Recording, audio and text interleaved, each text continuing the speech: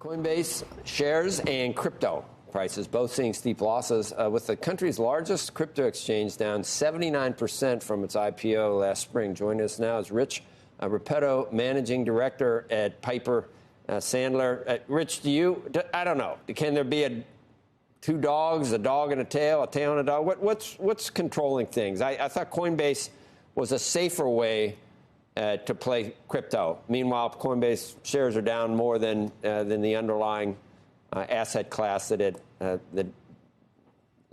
merchandises in. Good morning, Joe. Thank you for having me. And I guess the answer to your question is it is viewed as a risk asset. And I heard the discussion that you three had just this morning, and they have had some other issues. You just brought one up about the disclosure about bankruptcy risk. We don't think that this company has $6 billion in cash.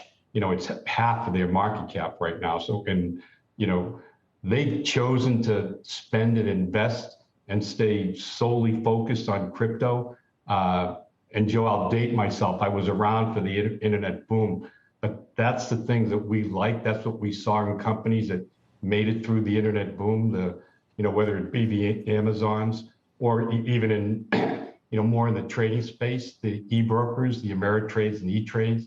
Everybody said that Merrill Lynch Wells Fargo and the bigger banks have the technology and can do what they do easily. Well, those companies woke up every day having to make money or survive based on, just internet trading. Coinbase, that's what we see with Coinbase, I guess, in the crypto markets.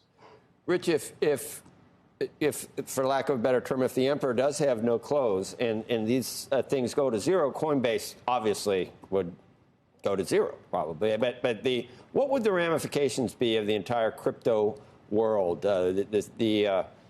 The stadiums named after it, the countries like El Salvador, the companies that have a large part of their either cash or just assets in general in crypto. What type of fallout would that bring? And what would it have? It wouldn't have to go to zero. What if Bitcoin, let's say, went back to 10,000? How much blood would be on the streets? How much collateral damage would there be?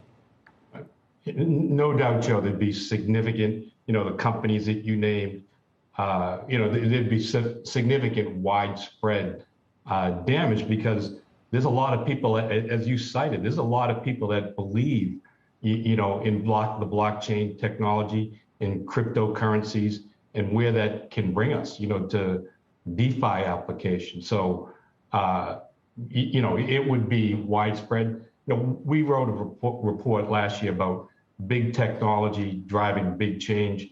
And I don't think, we're certainly not alone. And the people like Michael Novogratz and, MicroStrategy, and they believe that there's more to cryptocurrency, there's more to blockchain, and that's, ultimately going to change, a good bit of the way we do, finance these days.